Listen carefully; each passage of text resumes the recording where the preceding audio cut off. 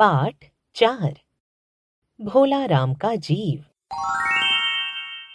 ऐसा कभी नहीं हुआ था। धर्मराज लाखों वर्षों से असंख्य आदमियों को कर्म और सिफारिश के आधार पर स्वर्ग या नरक में निवास स्थान अलॉट करते आ रहे थे, पर ऐसा कभी नहीं हुआ था। सामने बैठे चित्रगुप्त बार बार चश्मा पोंछ, बार बार थूक से पन्ने पलटकर रजिस्टर देख रहे थे। गलती पकड़ में ही नहीं आ रही है। आखिर उन्होंने खींचकर रजिस्टर इतनी जोर से बंद किया कि मक्खी चपेट में आ गई। उसे निकालते हुए वे बोले, हमारा रिकॉर्ड सब ठीक है। भोला राम के जीव ने 5 दिन पहले देह त्यागी और यमदूत के साथ इस लोक के लिए रवाना हुआ था, पर यहाँ अभी तक नहीं पहुँचा। धर्मराज ने पूछा, और वह दूत कहाँ है? महाराज, वह भी लापता है। इसी समय द्वार खुले और एक यमदूत बहुत बदहवास हालत में वहां आया। उसका मौलिक कुरूप चेहरा परिश्रम, परेशानी और भय के कारण और भी विकृत हो गया था। उसे देखते ही चित्रगुप्त चिल्ला उठे, अरे तू कहाँ रहा इतने दिन? भोला राम का जीव कहाँ है? यमदूत हाथ जोड़कर बोला, दयानिधान, मैं कैसे बतलाऊं कि क्या हो गया। आज तक मैंने धोखा नहीं खाया था, पर भोला राम का जीव मुझे चकमा दे गया। 5 दिन पहले जब भोला राम के जीव ने देह त्यागी, तब मैंने उसे पकड़ा और इस लोक की यात्रा आरंभ की। नगर के बाहर ज्यों ही मैं उसे लेकर एक तीव्र वायु तरंग पर सवार हुआ, त्यों ही वह मेरे चंगुल से छूटकर न जाने कहां गायब हो गया। इन 5 दिनों में मैंने सारा ब्रह्मांड छान डाला, पर उसका कहीं पता नहीं चला। धर्मराज क्रोध से बोले, मूर्ख, जीवों को लाते लाते बूढ़ा हो गया, फिर भी एक मामूली बूढ़े आदमी के जीव ने तुझे चकमा दे दिया। दूत ने सिर झुकाकर कहा, महाराज, मेरी सावधानी में बिल्कुल कोई कसर शेष नहीं थी।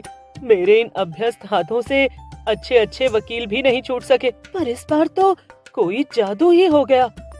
चित्रगुप्त ने कहा, महाराज, आजकल पृथ्वी पर इस प्रकार का व्यापार बहुत चल रहा है। लोग दोस्तों को कुछ चीजें भेजते हैं और उसके रास्ते में ही रेलवे वाले उड़ा लेते हैं। हौजरी के पार्सलों में मोजे रेलवे अफसर पहनते हैं।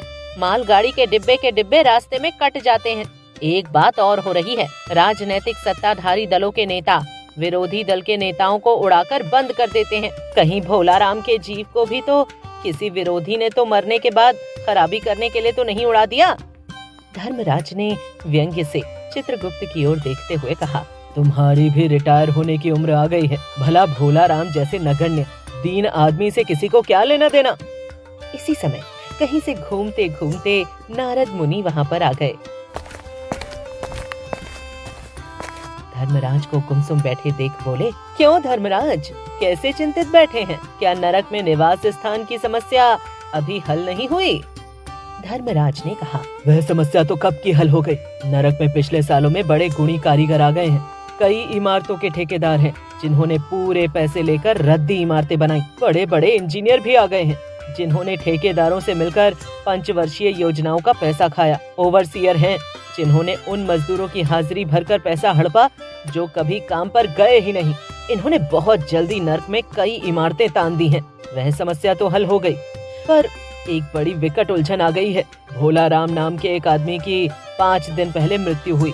उसके जीव को यह दूत यहाँ ला रहा था कि जीव इसे रास्ते में चकमा देकर भाग गया। इसने सारा ब्रह्मांड छान डाला, पर वह कहीं नहीं मिला। अगर ऐसा होने लगा तो पाप पुण्य का भेद ही मिट जाएगा। नारद ने पूछा, उस पर इनकम टैक्स तो बकाया नहीं था? हो सकता है उन लोगों ने उसे रोक लिया हो।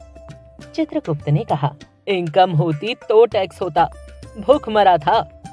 नारद बोले, मामला बड़ा दिलचस्प है। अच्छा, मुझे उसका नाम पता तो बताओ, मैं पृथ्वी पर जाता हूँ। चित्रगुप्त ने रजिस्टर देखकर बताया, भोला राम नाम था उसका। जबलपुर शहर के धमापुर मोहल्ले में नाले के किनारे एक 1.5 कमरे के टूटे फूटे मकान में वह परिवार सहित रहता था। उसकी एक स्त्री थी, 2 लड़के और 1 लड़की। उम्र लगभग 60-65 साल। सरकारी नौकर था। 5 साल पहले रिटायर हो गया था। मकान का किराया उसने 1 साल से नहीं दिया, इसलिए मकान मालिक उसे निकालना चाहता था। इतने में भोला राम ने संसार ही छोड़ दिया। आज 5वां दिन है। यह संभव है कि अगर मकान मालिक वास्तविक मकान मालिक है तो उसने भोला राम के मरते ही उसके परिवार को निकाल दिया होगा। इसलिए आपको परिवार की तलाश में काफी घूमना पड़ेगा। माँ बेटी के सम्मिलित क्रंदन से ही नारद भोलाराम का मकान पहचान गए। द्वार पर जाकर उन्होंने आवाज लगाई, नारायण नारायण। लड़की ने देखकर कहा, आगे जाओ महाराज। नारद ने कहा, मुझे भिक्षा नहीं चाहिए, मुझे भोलाराम के बारे में कुछ पूछताछ करनी है। अपनी माँ को जरा बाहर भेजो बेटी। भोलाराम की पत्नी बाहर आई। नारद ने कहा, माता, भोलाराम को क्या बीमारी थी? क्या बताऊं, गरीबी की बीमारी थी। 5 साल हो गए पेंशन पर बैठे, पर पेंशन अभी तक नहीं मिली। हर 10-15 दिन में एक दरख्वास्त देते थे, पर वहाँ से या तो जवाब आता ही नहीं था, और आता तो यही कि तुम्हारे पेंशन के मामले में विचार हो रहा है। इन 5 सालों में सब गहने बेचकर हम लोग खा गए, फिर बर्तन बिके, अब कुछ नहीं बचा था। चिंता में घुटते घुटते और भूखे मरते मरते उन्होंने दम तोड़ दिया। नारद ने कहा, क्या करोगी माँ, उनकी इतनी ही उम्र थी। ऐसा तो मत कहो महाराज, उम्र तो बहुत थी। 50-60 रुपया महीना पेंशन मिलती तो कहीं कुछ और काम करके गुजारा हो जाता, पर क्या करें, 5 साल नौकरी से घर बैठे हो गए और पेंशन की अभी तक एक कौड़ी नहीं मिली। दुख की कथा सुनने के बाद फुर्सत नारद को थी नहीं। वे अपने मुद्दे पर आए। माँ, यह तो बताओ कि यहाँ किसी से उनका विशेष प्रेम था जिसमें उनका जी लगा हो? पत्नी बोली, लगाओ तो महाराज बाल बच्चों से ही होता है। नहीं, परिवार से बाहर भी हो सकता है। मेरा मतलब है किसी स्त्री। स्त्री ने गुर्रा कर नारद की ओर देखा। बोली, अब कुछ मत बको महाराज, तुम साधु हो, उचक्के नहीं हो। जिंदगी भर उन्होंने किसी दूसरी स्त्री की ओर आंख उठाकर भी नहीं देखा। नारद हंसकर बोले, हाँ, तुम्हारा यह सोचना ठीक ही है। यही हर अच्छी गृहस्थी का आधार है। अच्छा माता, मैं चला। स्त्री ने कहा, महाराज आप तो साधु हैं, सिद्ध पुरुष हैं, कुछ ऐसा नहीं कर सकते कि उनकी रुकी हुई पेंशन मिल जाए, इन बच्चों का पेट कुछ दिन भर जाए। नारद को दया आ गई। वे कहने लगे, साधुओं की बात कौन मानता है? मेरा यहाँ कोई मठ तो है नहीं, फिर भी मैं सरकारी दफ्तर जाऊंगा और कोशिश करूंगा। वहाँ पहले से ही कमरे में बैठे बाबू से उन्होंने भोलाराम के केस के बारे में बात की। उन्होंने भोलाराम के केस के बारे में बातें की। उस बाबू ने उन्हें ध्यानपूर्वक देखा और बोला, भोलाराम ने दरख्वास्तें तो भेजी थी, पर उन पर वजन नहीं रखा था, इसलिए कहीं उड़ गई होंगी। नारद ने कहा, भाई, ये बहुत से पेपर वेट तो रखे हैं, इन्हें क्यों नहीं रख दिया? बाबू हंसा। आप साधु हैं, आपको दुनियादारी समझ में नहीं आती।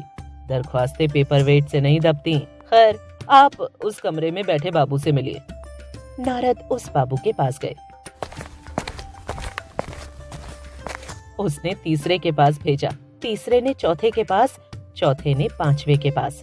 जब नारद 25-30 बाबुओं और अफसरों के पास घूम आए, तब एक चपरासी ने कहा, महाराज, आप क्यों इस झंझट में पड़ गए? अगर आप साल भर भी यहाँ चक्कर लगाते रहे तो भी काम नहीं होगा। आप तो सीधे बड़े साहब से मिलिए, उन्हें खुश कर दिया तो अभी काम हो जाएगा। नारद बड़े साहब के कमरे में पहुँचे। बाहर चपरासी ऊँघ रहा था, इसलिए उन्हें किसी ने छेड़ा नहीं। बिना विजिटिंग कार्ड के आया देख साहब बड़े नाराज हुए और बोले, इसे कोई मंदिर समझ लिया है क्या? धड़धड़ाते चले आए, चिट क्यों नहीं भेजी? नारद ने कहा, कैसे भेजता, चपरासी सो रहा है। क्या काम है? साहब ने रौब से पूछा।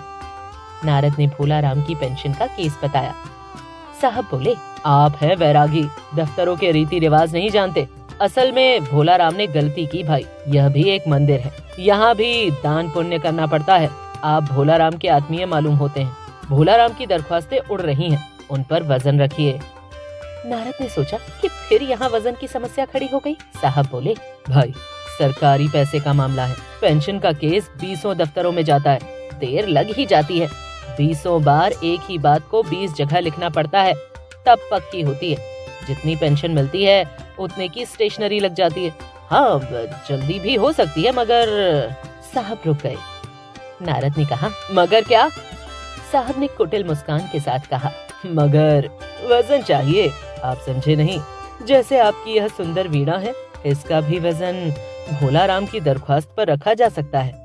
मेरी लड़की गाना बजाना सीखती है, यह मैं उसे दे दूंगा। साधु संतों की वीणा से तो और अच्छे स्वर निकलते हैं। नारद अपनी वीणा छिनते देख जरा घबराए, पर फिर संभाल कर उन्होंने वीणा को टेबल पर रखकर कहा, यह लीजिए, अब जरा जल्दी उसकी पेंशन का ऑर्डर निकाल दीजिए। साहब ने प्रसन्नता से उन्हें कुर्सी दी, वीणा को एक कोने में रखा और घंटी बजाई। चपरासी हाजिर हुआ। साहब ने हुक्म दिया, बड़े बाबू से भोलाराम के केस की फाइल लाओ। थोड़ी देर बाद चपरासी भोलाराम की 100-150 दरख्वास्तों से भरी फाइल लेकर आया। उसमें पेंशन के कागजात भी थे। साहब ने फाइल पर नाम देखा और निश्चित करने के लिए पूछा, क्या नाम बताया साधु जी आपने? नारद समझे कि साहब कुछ ऊंचा सुनते हैं, इसलिए जोर से बोले, भोलाराम। सहसा फाइल में से आवाज आई, कौन पुकार रहा है मुझे? पोस्टमैन है? क्या पेंशन का ऑर्डर आ गया? नारद चौंके, पर दूसरे ही क्षण बात समझ गए।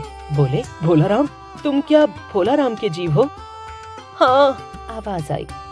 नारद ने कहा, मैं नारद हूँ, मैं तुम्हें लेने आया हूँ, चलो, स्वर्ग में तुम्हारा इंतजार हो रहा है। आवाज आई, मुझे नहीं जाना, मैं तो पेंशन की दरख्वास्तों पर अटका हूँ, यही मेरा मन लग गया है, मैं अपनी दरख्वास्तें छोड़कर नहीं जा सकता।